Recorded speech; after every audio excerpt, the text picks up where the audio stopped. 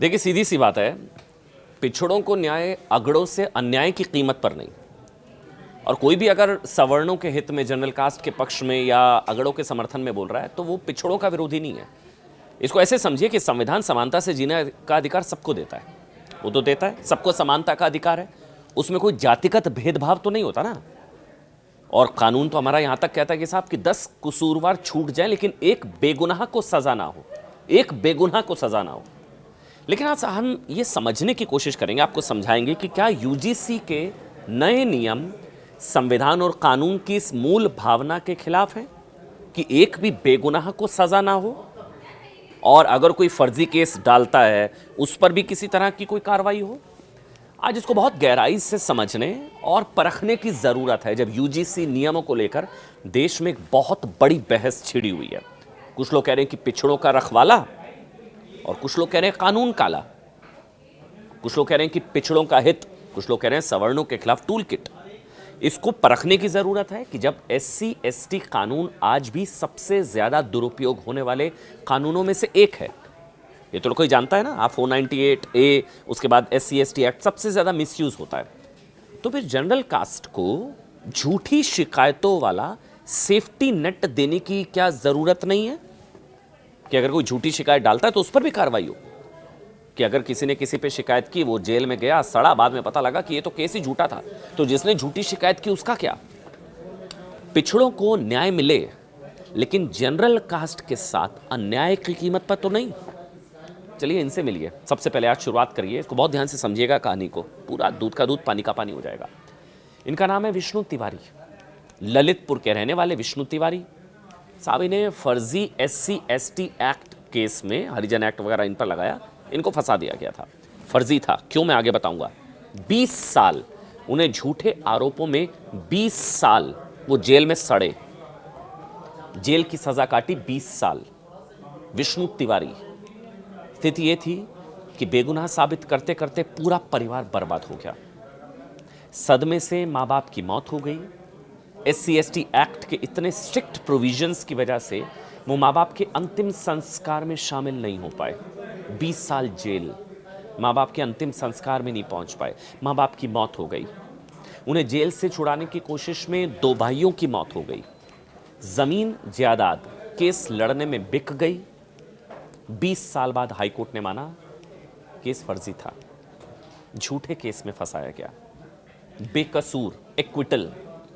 20 साल जेल में रहने के बाद हाईकोर्ट ने फैसला सुनाया, उन्हें बेगुनाह बताया, झूठे केस में फंसाया गया।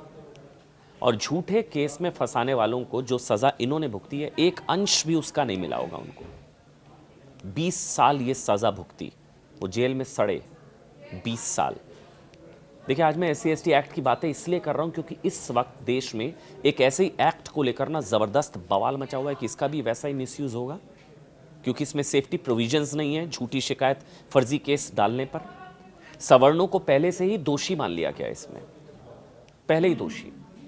विरोध करने वाले कहते हैं कि ये नियम सामान्य जनरल कास्ट को उनके कॉन्स्टिट्यूशनल राइट्स से वंचित करने वाला है, और पहले ही भेदभाव करने वाला मान लिया गया है जनरल कास्ट को, सवर्ण को, सामान्य वर्ग को। ये भी उनके साथ कभी भेदभाव होता ही नहीं है, मतलब जनरल कास्ट के साथ कभी भेदभाव ही नहीं होता।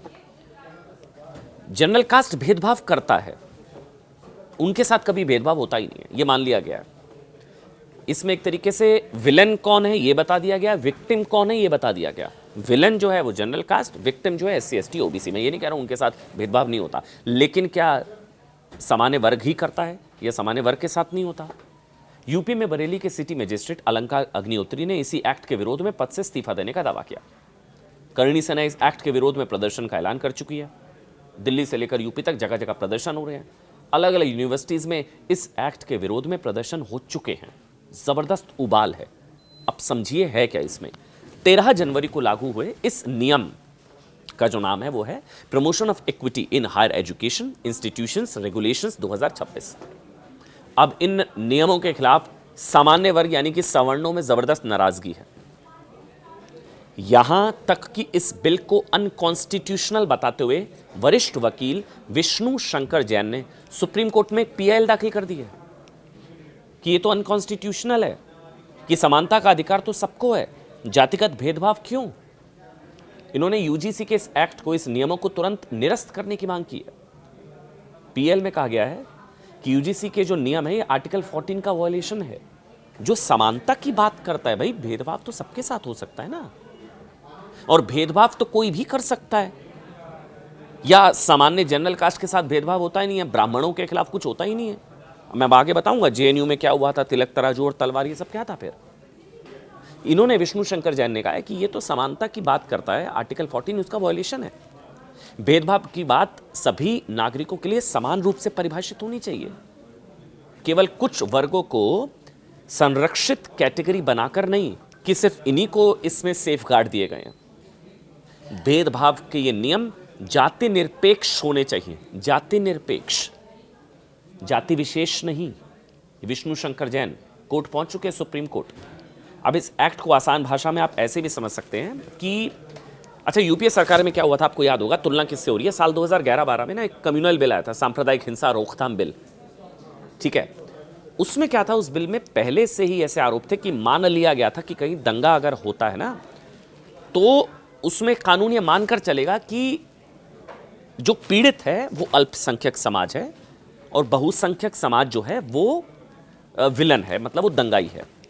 पीड़ित अल्पसंख्यक, उसी तरह उसकी तुलना की जा रही है यूजीसी के नियमों से। इसमें भी ये मान लिया गया है कि विलन जो है वो जनरल कास्ट है, विलन, विक्टिम जो है वो SC ST OBC है। इसमें भी ये मान लिया गया है कि अगर आरक्षित वर्ग के छात्र किसी सामान्य यानी कि जनरल कास्ट के स्टूडेंट पर कोई आरोप लगा देते हैं, चलिए लगा दिया कोई आरोप, किसी दलित SC ST OBC ने कह दिया कि किसी जनरल कास्ट के बच्चे पर आरोप लगा दिया, तो इस शिकायत को प्राइमा फेसी, प्रथम दृष्टया सत्य मानकर सुनवाई होगी। The onus would be, onus किस पर होगा, जनरल कास्ट के उस बच्चे पर, उसे साबित करना पड़ेगा कि नहीं ऐसा नहीं है, onus would be on him. Prima facie इसको सत्य मानकर सुनवाई होगी। आप समझ रहे हैं, ये कानून का जो मूल सिद्धांत होता है कि innocent till proven guilty, innocent till proven guilty होता है ना, यहां पहले दोषी मान लिया जाएगा, प्रथम दृष्टया सही माना जाएगा। यानी इस एक्ट में सामान्य वर्ग के शिक्षकों, छात्रों को पहले ही एक तरीके से आप मान लेंगे कि इन्होंने तो ये किया ही किया है। इस एक्ट में संकेत दिया गया है कि अपराध सिर्फ सामान्य वर्ग के लोग, भेदभाव जो है सामान्य वर्ग के लोग करते हैं। झूठा आरोप लगाने वालों के खिलाफ दंड का कोई प्रावधान नहीं है। ये दिमाग घूम गया ये देखकर कि अगर किसी ने कोई फर्जी केस किया, किसी ने केस किया, ठीक है, सामान्य वर्ग के शख्स पर, वो 20 साल 15 साल जेल में सड़ रहा है, बाद में कोर्ट से एक्विटल हो रहा है, बेकसूर साबित हो रहा है। जिसने फर्जी केस किया उसको कुछ नहीं, ओके बाबा बाय बाय टाटा थैंक यू, कुछ नहीं उसके साथ, कोई दंड का प्रावधान नहीं इन यूजीसी के नियमों में। शिकायतों की जांच के लिए आप और हैरान हो जाएंगे, जो कमेटी बनेगी ना, उसमें जो कैटेगराइजेशन है उसमें सामान्य वर्ग को जगह नहीं दी गई है, उपस्थिति जरूरी नहीं समझी गई। नियमों में दावा किया गया है या माना गया है कि भेदभाव सिर्फ SC ST OBC के साथ होता है। मैं बिल्कुल कह रहा हूं SC ST OBC के साथ होता है, इसका यह मतलब नहीं है कि सामान्य वर्ग के साथ नहीं होता या नहीं हो सकता या नहीं हुआ, उन पर नहीं फप्तियां कसी जाती, ब्राह्मणों के खिलाफ, जनरल कास्ट के खिलाफ। सबसे बुनियादी आपत्ति यह है कि यूजीसी नियम की आड़ में एक ऐसा कानून बना दिया गया है जो आरोप लग रहे हैं, जिसकी शक्ति सिर्फ संसद के पास है। जिस तरह होता है ना, जिस तरह के कानून संसद में एक बहस के बाद पारित होते हैं, वैसा एक्ट यूजीसी ने सिर्फ एक नोटिफिकेशन के द्वारा पारित कर दिया। इसलिए एक्ट का विरोध कर रहे लोगों का यह मानना है कि यूजीसी ने कॉलेज और कैंपस में एक जाति की दीवार छात्रों के बीच में जातिगत भेदभाव को खत्म करने के लिए जो नए नियम लागू किए हैं, समानता जो कहा जा रहा है कि समानता के लिए, उसमें सामान्य वर्ग को पहचान के आधार पर टारगेट किया जा रहा है। सामान्य वर्ग, जनरल कास्ट, बड़े रील्स बड़े सोशल मीडिया पर चल रहा है कि फिर क्या करे जनरल कास्ट, क्या करे, देश छोड़ दे, क्या करे जनरल कास्ट। साहब, यूजीसी के नए नियम कॉलेज और यूनिवर्सिटीज को शिक्षा की बजाय अगड़े और पिछड़े युद्ध भूमि में बदल देंगे। मतलब बच्चे पढ़ेंगे या आपस में लड़ेंगे, बच्चे पढ़ेंगे या जातिवाद में पढ़ेंगे और आपस में लड़ेंगे। ये तो बहुत बुनियादी सवाल है ना। मतलब हिंदू एकता को टुकड़े टुकड़े नया नियम कर सकता है कि छात्रों के बीच में जाति की दीवार होगी, डर रहेगा। ये समानता के नाम पर सीधे सीधे सामान्य वर्ग का, कुछ लोग कह रहे हैं, दमन है। और यही कहकर अब देश में बीजेपी के खिलाफ एक मुहिम शुरू हो चुकी है साहब। ज़बरदस्त मुहिम शुरू हो चुकी है। लोग कह रहे हैं कि भाई कहा जा रहा है कि साहब जो वर्ग बीजेपी को ना भर भर कर वोट देता था, जिसे बीजेपी का कोर वोट बैंक माना जाता था, कहते हैं कि जनरल कास्ट ने तो कलेजा निकाल कर रख दिया साहब बीजेपी के लिए सब कुछ, उसी के साथ मोदी सरकार ने अन्याय कर दिया। मैं फिर कह रहा हूं, पिछड़ों के साथ अन्याय हो, किसी को कोई परेशानी नहीं, लेकिन जनरल कास्ट के साथ अन्याय की कीमत पर नहीं। सवाल है कि यूजीसी के नए नियम लागू करने के पीछे कौन है और क्या इसे रोल बैक किया जाएगा। दरअसल जनवरी 2016 में तेलंगाना में रोहित वेमुला और मई 2019 को पायल ताड़वी की आत्महत्या के मामलों के बाद ना, मैं इसका बैकग्राउंड आपको समझाता हूँ। सुप्रीम कोर्ट में एक पीआईएल दाखिल हुई थी जिसमें यूनिवर्सिटीज में जातीय भेदभाव की शिकायतों पर कठोर नियम की मांग की गई थी। इसके बाद जनवरी 2025 में मुख्य न्यायाधीश जस्टिस सूर्यकांत की अध्यक्षता में सुप्रीम कोर्ट ने यूजीसी को जातिगत भेदभाव की शिकायतों पर नए नियम बनाने के निर्देश दिए, बनने चाहिए।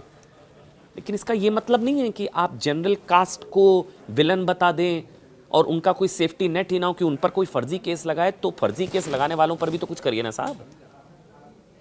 अच्छा, इसके बाद कांग्रेस के राज्यसभा सांसद दिग्विजय सिंह की अध्यक्षता वाली संसदीय समिति ने यूनिवर्सिटीज में जातिगत भेदभाव को लेकर कई सिफारिशें की, जिन्हें यूजीसी ने लागू कर दिया। ये कोई नहीं आपको बताएगा।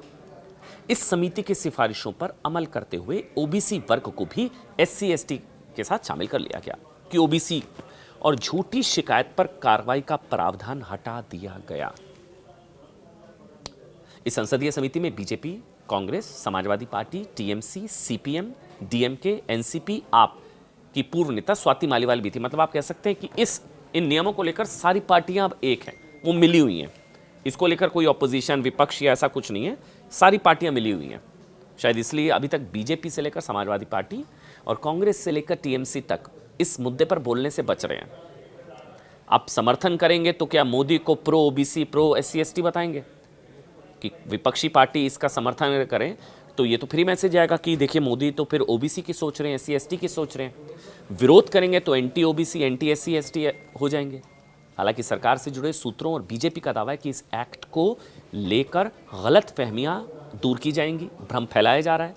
किसी के साथ, कोई सामान्य वर्ग के साथ किसी तरह का कोई भेदभाव या कोई अत्याचार नहीं होने दिया जाएगा। जिस देश में साहब पहले से ही सवर्णों को हर बात के लिए अपराधी मानने वाली मानसिकता है, वहाँ इस बात की गारंटी कौन लेगा कि इस एक्ट का मिसयूज किसी जनरल कास्ट के बच्चे के खिलाफ नहीं होगा।